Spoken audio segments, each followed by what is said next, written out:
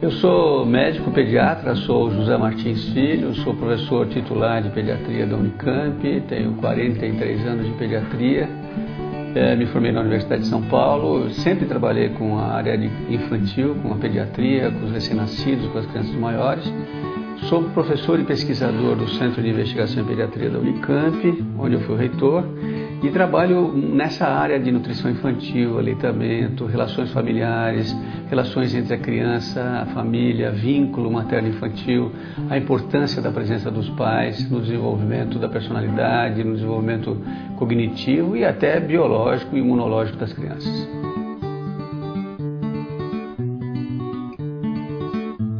É óbvio que o mundo moderno faz com que as pessoas precisem trabalhar e frequentemente ambos os pais trabalham, mãe e pai. Não é como alguns anos atrás em que as mulheres podiam ficar mais em casa, mas a evolução da sociedade, a necessidade da mulher participar do mercado de trabalho fez com que fossem mudando essas relações, né? E é evidentemente que a gente reconhece isso, ninguém aqui está dizendo para as mães abandonarem o trabalho, abandonarem sua carreira. Claro que se elas puderem no primeiro ano de vida, como na maior parte dos países desenvolvidos, ficarem com seus filhos é fundamental. No Brasil nós conseguimos aprovar uma lei que foi de 4 para 6 meses a licença gestante. Nem todas as firmas dão isso, mas já foi um avanço, que é a fase do aleitamento, a fase da importância da relação precoce mãe-filho. O que eu pretendo, o que eu proponho, o que eu discuto é que a gente não pode priorizar o trabalho em detrimento da criança. As coisas devem vir juntas. A mãe que precisa trabalhar precisa entender que ela precisa, infelizmente, ter tempo com o seu filho. Se possível, almoçar com ela. Se não possível, de vez em quando dar uma escapadinha na creche, vai conversar com as professoras. Finais de semana, ir com essas crianças para um lugar agradável, brincar. O que acontece com a maior parte dos pais, eu há pouco tempo tive uma criança que me falou isso de 5 anos, eu perguntei se ela passeava com o papai e com a mamãe, ela disse, então sábado a gente vai no shopping, domingo no supermercado. Quer dizer, não é isso. Ela precisa realmente dar atenção específica para a criança. Há trabalhos mostrando no mundo inteiro que em alguns lugares os pais dão menos de 10 minutos por dia para o filho, 1 hora no máximo, e sempre correndo, achando que a qualidade é que interessa. Que eu depois quero falar um pouquinho que é muito discutível essa qualidade versus a quantidade.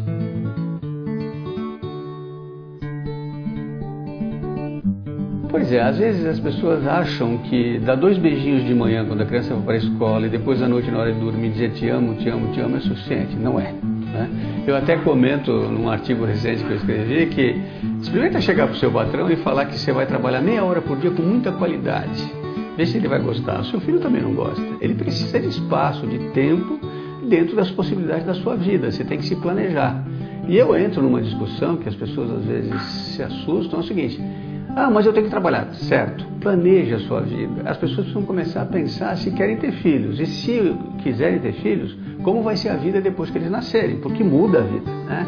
Então você precisa lembrar que uma criança precisa de apoio, precisa de ajuda, precisa de à noite ser ajudada, precisa trocar roupa, precisa vacinar, precisa cuidar quando tem enfermidade, precisa ir com ela ao pediatra, precisa acompanhar a escola, precisa ir nas entrevistas, o pai ou a mãe. Mas ambos têm que participar e o primeiro ano de vida, o vínculo materno é fundamental. As pessoas pensam que substituir o cuidado da criança com alguém adulto, com a babá, ou com a vovó, ou com uma vizinha, ou uma creche, é a mesma coisa, e não é. O vínculo é fundamental com a pessoa que cuida, que fica junto. E separações com crianças da sua mãe, do seu vínculo, da pessoa que cuida delas, por mais de 24 horas no primeiro ano de vida, são problemáticas. As crianças sentem, e quando elas se sentem abandonadas, elas não entendem porque aquele cuidador desapareceu. Me assusta ver mães que falam, fui para a Europa, fiquei 25 dias, fui viajar para trabalho, voltei um mês. É ruim isso do ponto de vista de desenvolvimento. Isso não é bom para essas crianças. As pessoas tinham que ter pensado nisso antes de ter o filho. E se tem o filho, tenta maneirar durante o primeiro ano, o segundo ano, para acertar. Depois que a criança cresce, 2, 3 anos de idade, ela começa a se dar conta, é mais fácil. E aí você pode fazer uma relação, vamos dizer assim, mais sadia, mais madura, e a criança não sente tanto o abandono que ocorre. Pior, quando uma mãe trabalha o dia inteiro, sai às 7 da manhã, volta às 9 da noite, às 10 da noite, deixa a criança com uma babá, não se assuste, porque a babá vai começar a identificar essa babá como mãe. E quando a criança vai começar a identificar essa babá como mãe. E quando ela chorar e gritar, ela vai querer a babá, não a mãe. E a mãe vem, mas ela só pensa, manda a babá embora. E aí tem que pôr outra babá. E a criança tem que fazer um novo vínculo, porque a mãe não vai poder ficar. Então essas coisas têm que ser pensadas e discutidas no mundo de hoje. As crianças precisam de cuidado, elas precisam de atenção. É provável, como dizia o Winnicott, que a capacidade de um ser humano ser feliz e ter um pouco de estrutura tem muito a ver com um tempo e com uma pessoa. Esse tempo é o primeiro ano de vida, principalmente, e essa pessoa pode ser a mãe ou quem cuida bem e quem dá afeto.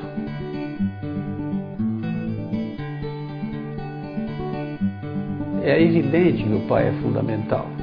E é evidente que ele tem que participar da educação do filho. É evidente que ele tem que ajudar a mãe a cuidar do seu filho. E hoje em dia vamos dizer assim, politicamente correto, o pai está lá, ajudar a trocar fralda e tal. Só que o pai não pode amamentar, ele não tem seio. O pai não deu à luz, o pai não gestou. A relação do bebê com a mãe nos primeiros meses é mais intensa. O pai tem que participar ajudando essa mãe, mas não adianta achar, pelo menos de uma maneira muito genérica, que nos primeiros meses de vida o pai assume tudo, dá mamadeira, tal, com todos os problemas de dar o leite artificial, e é a mesma coisa. Não é a mesma coisa. A relação do bebê com a mãe, com a sua pele, com o seu coração, com aquela frequência cardíaca que ele ouvia dentro do útero é muito importante. E o pai vai aparecendo e sendo fundamental a partir do primeiro ano, mas desde o começo ele tem que ajudar. Se você colocar um bebê num lugar e que ele ouça duas vozes, se uma for masculina e uma feminina, ele tem uma tendência maior a ouvir mais a voz feminina, quer que ele ouvia mais que a outra. Se uma dessas mulheres for a mãe, ele vai tender a olhar mais para essa mãe. Isso é um trabalho interessante das relações muito intrínsecas do bebê ao nascimento. E ele vai se desprendendo, pouco a pouco ele vai se afastando.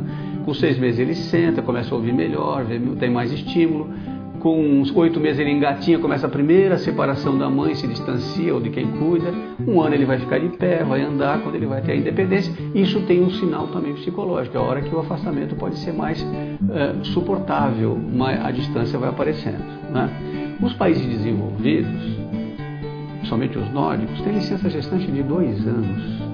E respondendo a sua pergunta sobre o pai, veja como é importante. Em alguns lugares, a mãe tira o primeiro ano e o pai, se quiser, tira o segundo ano. E a mãe volta a trabalhar e ele fica com o filho. Tudo bem, nessa idade, perfeito. Mas nos primeiros meses não dá. Nos primeiros meses você precisa de quem amamenta, de quem está dando o peito, quem está junto, porque o leite humano é fundamental no desenvolvimento emocional, cerebral, neurológico, intelectual da criança.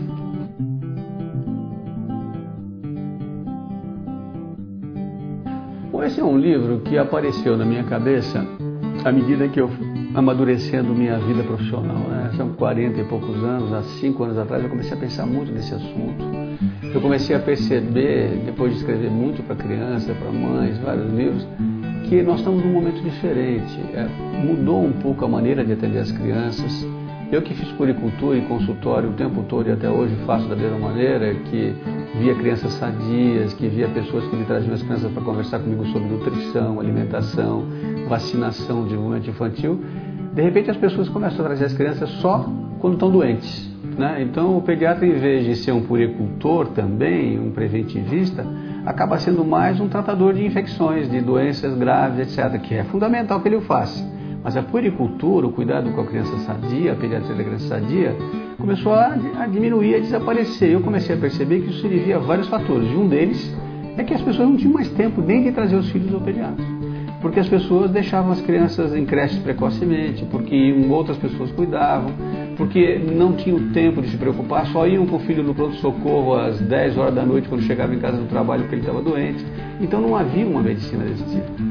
E essa expressão criança terceirizada nós acabamos criando porque eu percebi que era uma tendência que estava aparecendo cada vez mais de pessoas terem filhos, entregarem para alguém cuidar e viver sua vida. É frequente você ouvir pessoas, essa semana ainda conversei com algumas que me ligam, veem minhas entrevistas.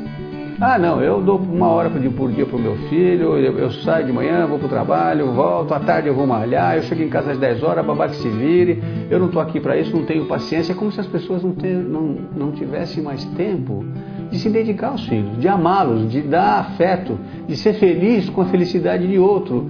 E eu cheguei a ter a coragem de dizer uma coisa que é altamente polêmica, eu concordo, e que é preciso saber se você quer ter filhos. Será que é preciso ter filhos? Se você não está afim de trabalhar, de cuidar, de ficar em cima dessa criança, de ajudar, de conservar, de dar um seu tempo para ela, então você pense 2 vezes, planeje a sua vida para você não ter uma criança terceirizada com todas as consequências da terceirização.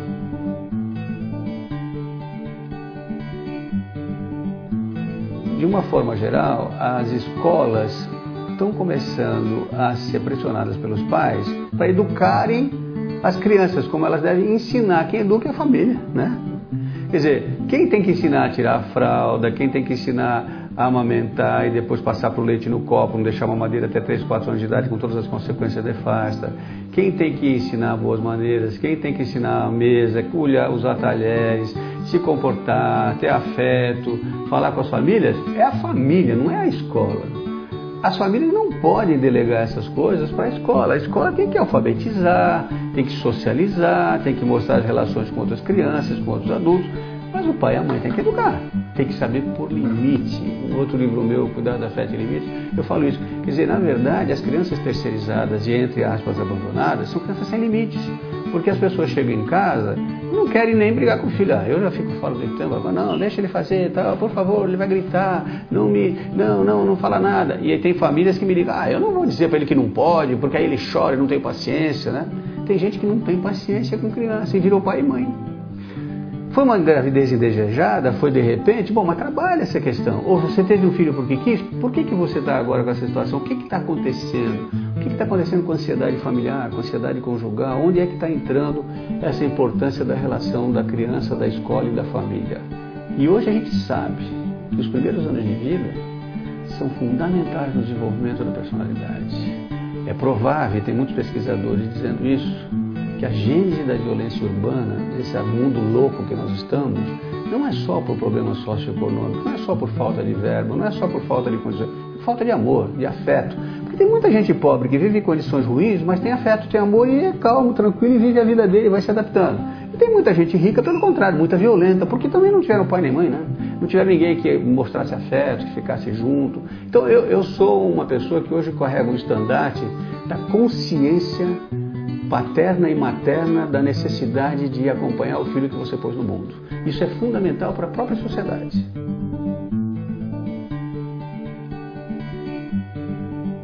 A primeira coisa é consciência, é perceber que isso está acontecendo e perceber que isso é muito importante para o resto da existência dessa criança.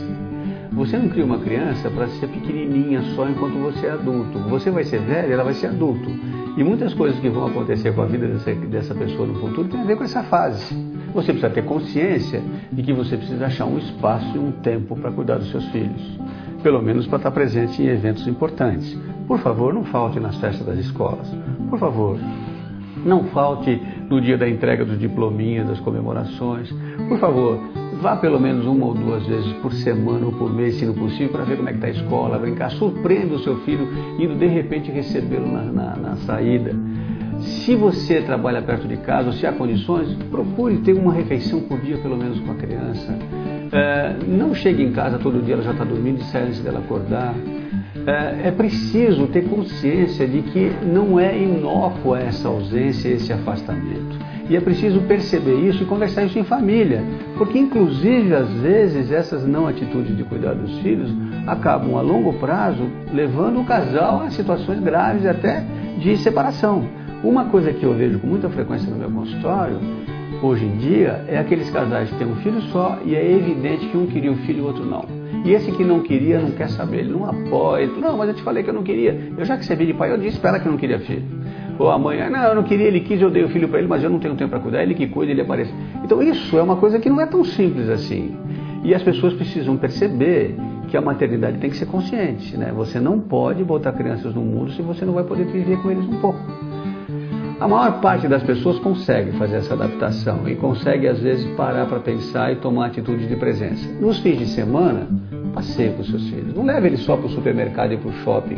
Vá a uma praça, vá a um jardim. As pessoas dão brinquedos para as crianças e não brincam com as crianças. O pai chega em casa cansado, ele quer ver o Jornal Nacional e fica no jornal e a criança brincando. Ele, peraí, filho e tal. Senta com o menino, brinca um pouco com ele.